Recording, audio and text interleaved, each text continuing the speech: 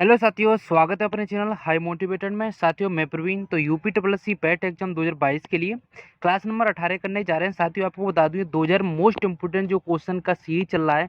अगर ये क्लास आप देख लेते हो तो आपका जीएस के अंदर कोई भी क्वेश्चन नहीं निकलेगा। तो साथियों, आज ही क्लास में स्टार्ट करते हैं। सबसे पहले क्वेश्चन देखते हैं, निम्नलिखित युग्मों में से कौन सम्मिलित नहीं है?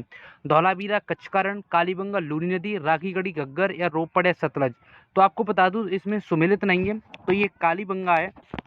तो ये लूनी नदी, ये गलत होगा, ये ऑप्शन बी राइट आंसर होगा। नेक्स्ट क्वेश्चन देखते हैं, किस उपनिषद में सभी आश्रम व्यवस्था का वर्णन मिलता है?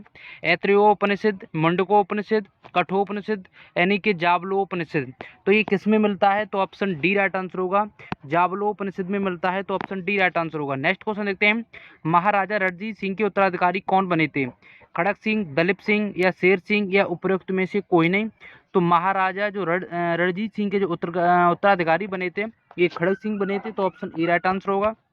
नेक्स्ट क्वेश्चन देखते हैं, किताब उल जो यामिनी किसकी रचना है? अलबरूनी की, फिरदौसी की या यानी कि फिरदौसी की या उतबी की, अमीर खुसरो की। तो किताब उल यामिनी है, ये उतबी की रचना है। तो ऑप्शन सी राइट आंसर होगा। नेक्स्ट क्वेश्चन देखते हैं, यानी कि हेक्टर मुनरो संबंधित था प्रथम स्वतंत्रता संग्राम से, मेरठ विद्रोह से, बक्सर युद्ध से या आंग्ल मैसूर युद्ध से। तो हेक्टर मुनरो संबंधित था, ये बक्सर के युद्ध से संबंधित था। तो ऑप्शन सी राइट आंसर होगा। नाट्य शास्त्र किसकी रचना है? यानी कि वाड़भट्ट की, कलहड़ की, दांडी की या भरत मुनि की। तो नाट्य शास्त्र ये भरत मुनि की रचना है। तो ऑप्शन डी राइट आंसर होगा। नेक्स्ट क्वेश्चन देखते हैं, भारत सरकार ने यानी कि भारतीय खेल प्राधिकरण एसीआई की स्थापना कब की थी? 1984, 1987 या 1990, 1997। तो जो यानी कि भारत सरकार ने जो भारतीय खेल प्राधिकरण की जो स्थापना की थी, ये 1984 में की थी। तो ऑप्शन ए राइट आंसर होगा। नेक्स्ट क्वेश्चन देखते हैं, किस वर्ष से भारतीय नोटों पर महात्मा गांधी का चित्र अंकित किया जाने लगा है, यानी कि तब छपने लगा है? 1956 से, 1984 से या 1991 से, 1996 से। तो ये 1996 से महात्मा गांधी की फोटो आने लगी है भारतीय नोटों पर। तो ऑप्शन डी राइट आंसर होगा। नेक्स्ट क्वेश्चन देखते हैं, यानी कि मुगल शासक अकबर ने किस सिख गुरु से, यानी कि किस सिख गुरु से जो गोइंदवाल जाकर भेंट की और उनकी पुत्री बीबी बानू को कुछ जमीन दी? तो गुरु अंगद या गुरु अमरदास या गुरु रामदास या गुरु अर्जुन देव। तो ये गुरु अमरदास हैं। तो ऑप्शन बी राइट आंसर होगा। नेक्स्ट क्वेश्चन देखते हैं, निम्नलिखित में कौन सा कर संघ द्वारा लगाया जाता है और राज्यों द्वारा एकत्र और विनियोजित किया जाता है? स्टंप ड्यूटी, यात्री और माल कर, संपत्ति शुल्क, समाचार पत्रों पर कर। तो ये स्टंप ड्यूटी पर। तो ऑप्शन ए राइट आंसर होगा। ऑप्शन ए राइट आंसर होगा। नेक्स्ट क्वेश्चन देखते हैं, यानी कि भारत में विदेशी मुद्रा भंडार का रखरखाव कौन करता है? भारतीय रिजर्व बैंक, भारतीय स्टेट बैंक, वित्त मंत्रालय, भारत सरकार या आयात निर्यात बैंक ऑफ इंडिया। तो ये कौन करता है? तो ये भारतीय रिजर्व बैंक करता है। तो ऑप्शन ए राइट आंसर होगा। नेक्स्ट क्वेश्चन देखते हैं, प्रति व्यक्ति जो आय जो पर कैपिटा इनकम निकाला जाता है, कैसे निकाला जाता है? तो प्रति व्यक्ति आय, राष्ट्रीय आय बट्टे जनसंख्या। तो ऑप्शन बी राइट आंसर होगा। ऑप्शन बी राइट आंसर होगा। नेक्स्ट क्वेश्चन देखते हैं, भारत सरकार की राजकोषीय नीति का निम्न में से कौन सा एक उद्देश्य नहीं है? पूर्ण रोजगार, मूल्य स्थिरता, अंतरराज्यीय व्यापार का नियमन, धन तथा आय का न्यायोचित वितरण। तो इसमें जो भारत सरकार की राजकोषीय नीति का जो यानी कि एक उद्देश्य नहीं है, तो ये अंतरराज्यीय व्यापार का नियमन। तो ऑप्शन सी राइट आंसर होगा। नेक्स्ट क्वेश्चन देखते हैं, भारत में सुनामी वार्निंग सेंटर कहाँ अवस्थित है? उड़ीसा में, केरल में, तमिलनाडु में या हैदराबाद में। तो भारत में सुनामी जो वार्निंग सेंटर कहाँ अवस्थित है? तो ये हैदराबाद में है। तो ऑप्शन डी राइट आंसर होगा। पूर्वी तटीय मैदान का एक अन्य नाम है, यानी कि कोंकण तटीय मैदान, कोरोमंडल तटीय मैदान, गुजरात का मैदान, मालाबार तटीय मैदान। तो ये कोरोमंडल तटीय मैदान है। तो ऑप्शन बी राइट आंसर होगा। नेक्स्ट क्वेश्चन देखते हैं, यानी कि हैदराबाद जो मूसी नदी के किनारे अवस्थित है, ये किसकी यानी कि सहायक नदी है? यानी कि किसकी सहायक नदी है?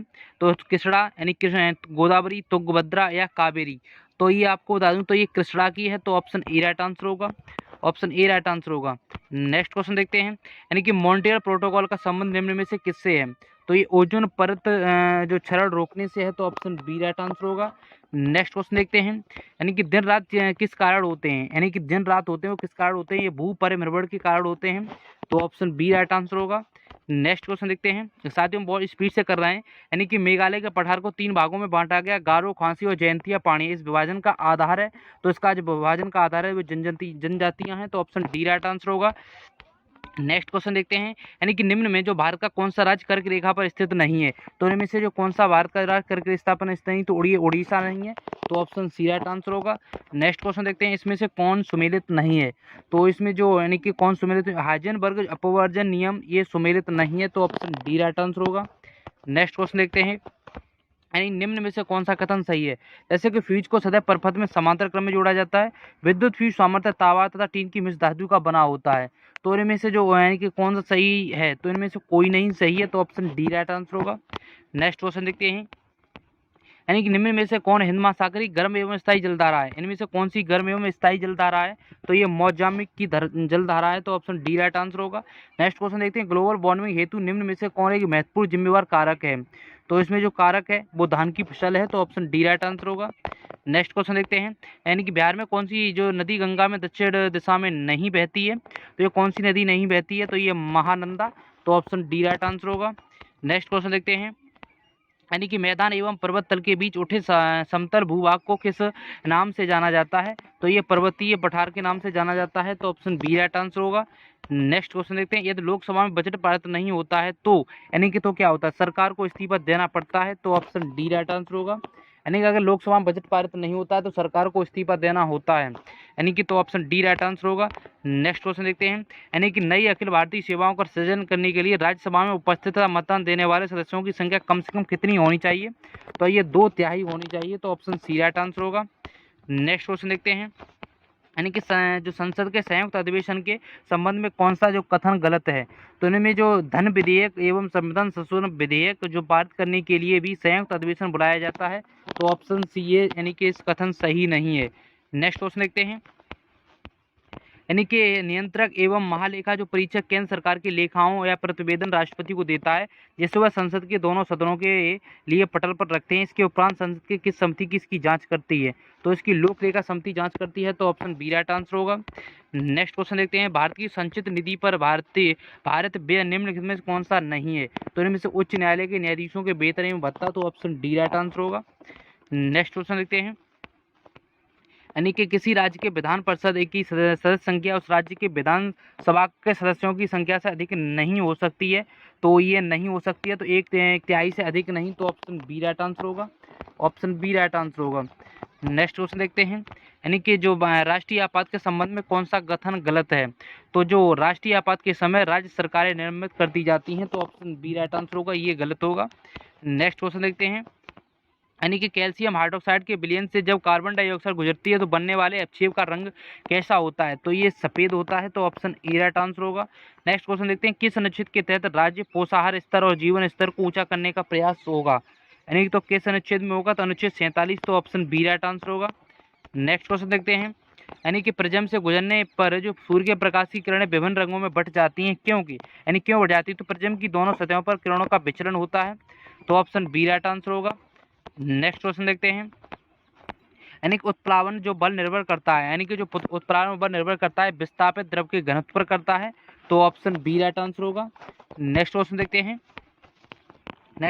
हैं, निम्नलिखित में जो किस चुंबकीय जो पदार्थ को यानी कि चुंबकीय क्षेत्र में रखे जाने पर क्षेत्र की विपरीत दिशा में चुंबकित हो जाते हैं, यानी कि तो प्रतिचुंबकीय पदार्थ, अनचुंबकीय पदार्थ या लोह चुंबकीय पदार्थ, या फिर उपरोक्त में से कोई नहीं, तो ये प्रतिचुंबकीय पदार्थ होते हैं, तो ऑप्शन ए राइट आंसर होगा। नेक्स्ट क्वेश्चन देखते हैं, चोट लगने पर जो रक्तस्राव को रोकने और रक्त जमने में कौन सा तत्व सहायक होता है, तो इसमें जो कौन सा तत्व थ्रोम्बोसाइट्स होता है, थ्रोम्बो, तो ऑप्शन डी राइट आंसर होगा। केवल कार्बन और हाइड्रोजन वाले कार्बनिक यौगिक निम्नलिखित में क्या कहलाते हैं, तो ये क्या कहलाते हैं, तो ये हाइड्रोकार्बन कहलाते हैं, तो ऑप्शन ए राइट आंसर होगा। नेक्स्ट क्वेश्चन देखते हैं, पित्त लवण निम्न में से कौन सी विटामिन की आहार नाल द्वारा अवशोषण में मदद करते हैं, तो विटामिन ए, डी, ई, के करते हैं, तो ऑप्शन डी राइट आंसर होगा, ऑप्शन डी राइट आंसर होगा।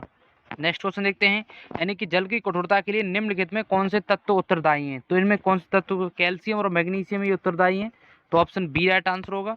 नेक्स्ट क्वेश्चन देखते हैं, एक दो घनात्मक आयन जो m का इलेक्ट्रॉनिक विन्यास 2, 8, 14 है तथा परमाणु भार 56 है, तो इसके नाभिक में न्यूट्रॉन की संख्या है, यानी कि तो ये 32 है, तो ऑप्शन बी राइट आंसर होगा।